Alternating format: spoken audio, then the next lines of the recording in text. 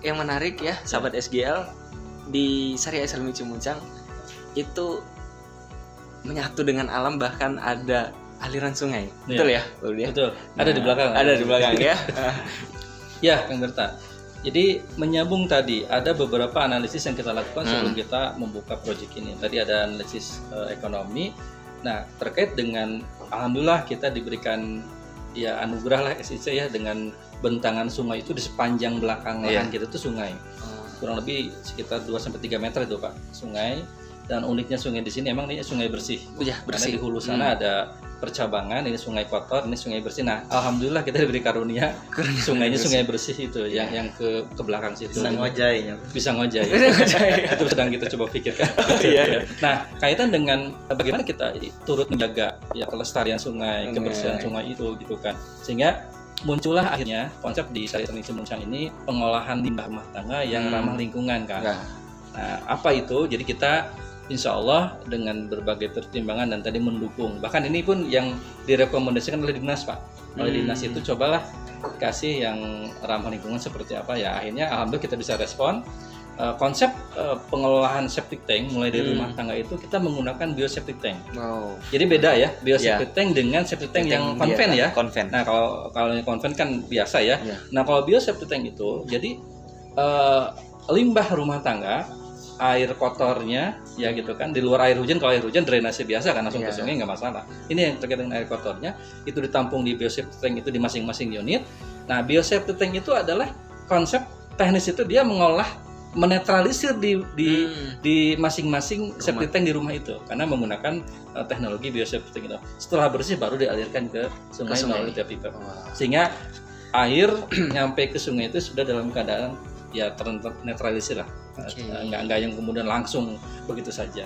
Itu salah satu ikhtiar kita, upaya konsep di Syariah Islamic Cimuncang terkait dengan pengelolaan limbah dengan konsep bioseptic tank itu. Gitu. Terus ada biopori juga nanti Pak. Ya, nanti di setiap rumah kita buat biopori supaya muka air tanah itu tidak turun. Jadi kalau bioseptic tank diolah lalu kemudian limpahannya keluar, nah harus ada yang ditampung dari air hujan itu di tanah itu. Nah biasanya kalau tidak seperti itu nanti setelah dibangun muka air tanah turun. Nah di sini kita juga merencanakan ada biopori, baik biopori di per rumah maupun biopori di fasilitas-fasilitas umum, sehingga ketika hujan dia ke bawah, tidak langsung dilimpas keluar.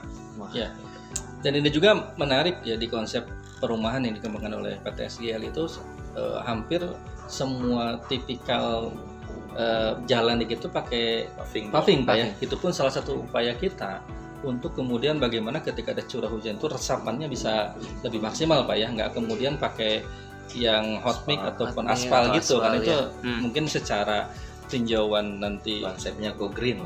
Go green ya betul Pak ya. Jadi emang begitu pun nanti di SIC konsep jalan kita menggunakan paving ya, paving block.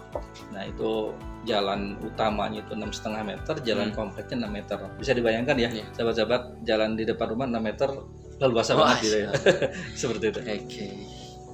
Dan untuk akses di Syariah Islamic Cimuncang sendiri begitu mudah Pak? Ya.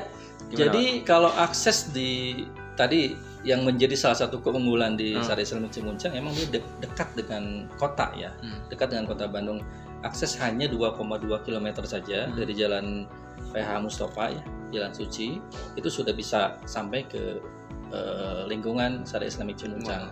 Jadi terbayang suasana penat perkotaan Pak Dandi ya, hanya dengan 5 menit 10 menit nyampe udah kayak di ya Pak Dandi bisa merasakan tadi ada view perbukitan, udaranya masih segar. Itu akan merasakan itu aliran sungai. Akan merasakan bagaimana suasana. Nah, terkait dengan akses, ini pun ada beberapa yang menyampaikan akses ke SIC sempit ya, kecil ya gitu kan. Ya mungkin ya karena emang kita alhamdulillah sekarang kita sudah mulai pekerjaan land clearing kan, nanti akan terlihat kan kita udah pembersihan yang di depan tadi Pak, itu emang ya kecil kalau banyak sampah seperti itu, tapi alhamdulillah sudah mulai berprogres.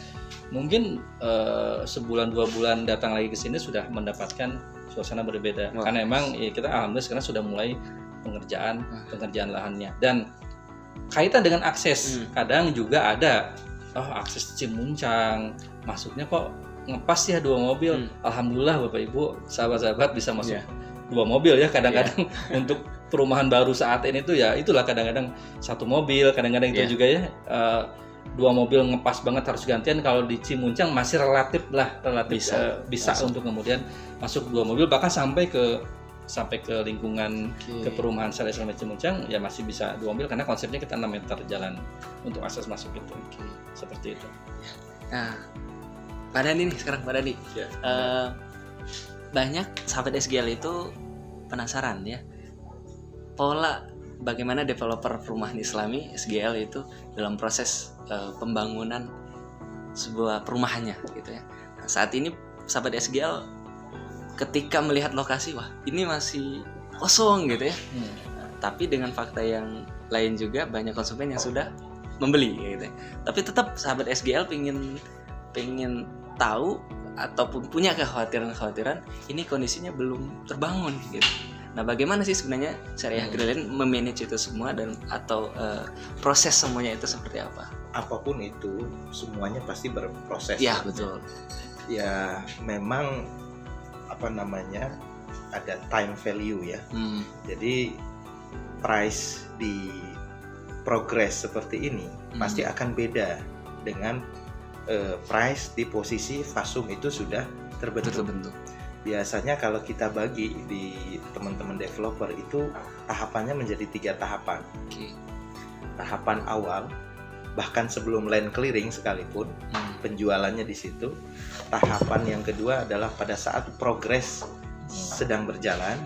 Tahapan ketiga adalah pada saat fasum sudah selesai semua.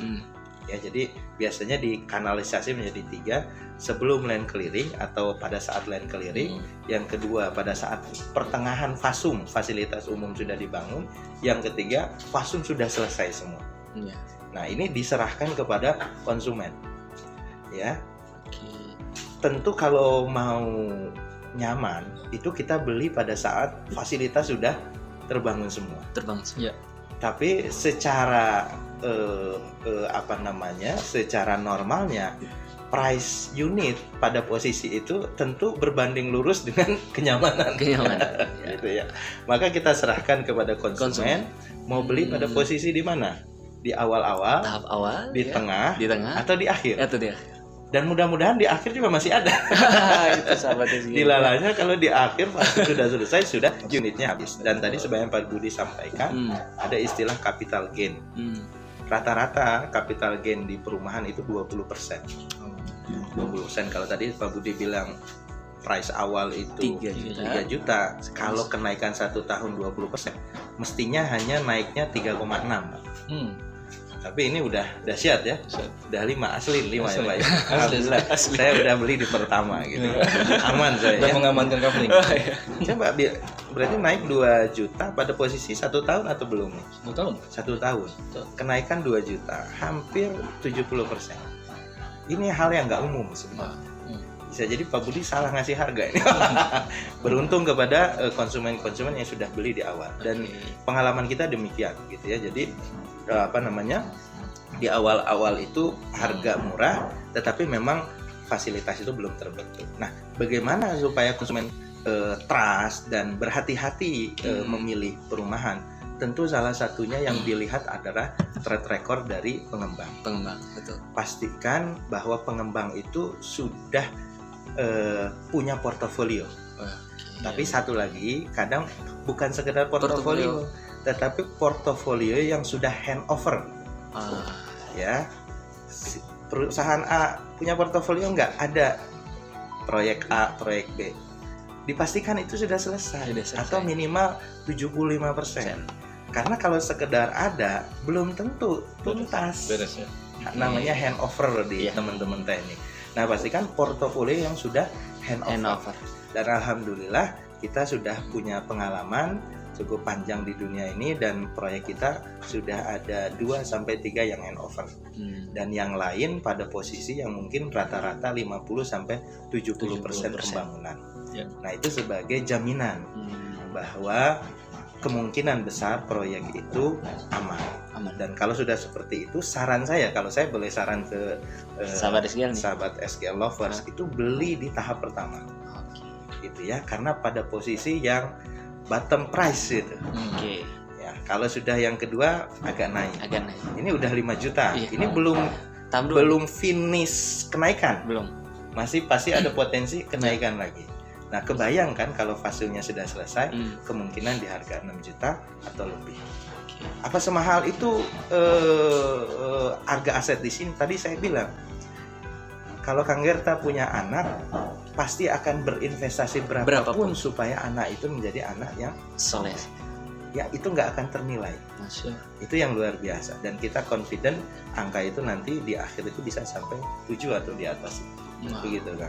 Mumpung ini masih ada kesempatan. Iya, mumpung ada kesempatan. Pak Budi, Pak, kebanyakan 50%. Harusnya jangan sebanyak itu di tahap awal gitu. Iya. Tapi alhamdulillah ini mungkin rezeki konsumen yang sudah membeli gitu. Ya. Dan benar tadi kaitan dengan kadang ada juga ya, ini kemahalan nggak gitu. Tadi menyambung yang analisis ekonomi yang saya sampaikan di awal gitu kan. Ini harga di SCC kemahalan apa tidak? Makanya tadi cara simpel untuk mengecek ya harga satu pasaran properti tanah itu di suatu daerah mahal tidaknya, makanya tadi kita sudah bantu suguhkan. Bahkan kalau ada beberapa sahabat yang sudah pernah ikut acara Sila Ukhuwah kita ya, itu senantiasa kita munculkan itu data berupa angka-angka harga pasaran yang itu angka nilai-nilai harga tanah itu bukan rekayasa kita, bukan rekayasa tim SIC untuk ini kayaknya di segini, enggak, itu kita dapatkan real dari ya tetangga-tetangga kita itu, analisis yang mereka keluarkan, itulah yang kemudian menjadi dasar kita. Makanya tadi Pak Dani bilang menyampaikan bahwa sampai 6-7 juta emang itu fakta real harga pasaran di daerah Pasir Honje Pak ini ya, Cimuncang Pasir Honje ini emang rata-rata segitu. Itu di tahun 2019 ya Bang. 2019 ini 2021 saya juga ingin mengupdate lagi Pak. Nanti harga itu kan belum ditambah value lingkungan Islami ya. Betul. Kalau ditambah value lingkungan Islami bisa lebih tinggi. Lebih tinggi. Gitu. Dan memang kuncinya tadi menjadi sangat tidak ternilai ya ketika kita mengharapkan cita-cita bersama menghadirkan lingkungan untuk keluarga tercinta kita ya, itu lingkungan yang tadi mendukung ya tumbuh kembang, mendukung tadi pola pendidikan keluarga kita, itu luar biasa. Enggak, akhirnya kalau tadi pada nanya berapa nilai, saya tadi menjawab dalam hati saya enggak ternilai Pak, akhirnya Pak, enggak akan ternilai. Orang tua rela merogoh ya ininya gitu, koceknya gitu kan, biaya untuk kemudian memberikan pendidikan terbaik, lingkungan terbaik untuk keluarganya. Punya tetangga-tetangga yang soleh itu benefit yang luar biasa. Ya, punya tetangga soleh itu benefit yang luar biasa dan tidak ternilai. Betul. Gitu. Anak soleh, tetangga soleh. Luar biasa. Terakhir nih Pak Dandi, dari Pak Dandi, harapan SGL sendiri sebagai developer perumahan Islami terintegrasi untuk SIC, harapan kedepannya seperti apa? Dan untuk sahabat SGL nih, pesan terakhir. Biasanya kita di suatu perumahan itu punya estate management. Apa fungsi estate management? Estate management itu berfungsi untuk mengawal visi kita. Ya. Karena kita mengatakan bahwa kita ini bukan sekedar jualan rumah. Ya, kalau sekedar jualan rumah itu visi yang kecil lah menurut kita. Itu visi yang kecil. Tetapi visi yang lebih besar itu adalah bagaimana peran serta kita di negeri ini menciptakan lingkungan yang Islami.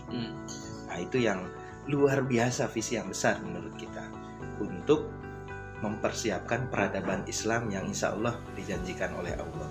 Nah, untuk mengawal visi ini maka dibutuhkan estate management. Maka harapan kita nanti di perumahan ini apa yang menjadi visi misi daripada SGL Syariah Greenland ini bisa dikawal oleh estate management atau oleh lingkungan sekitar, masyarakat sekitar.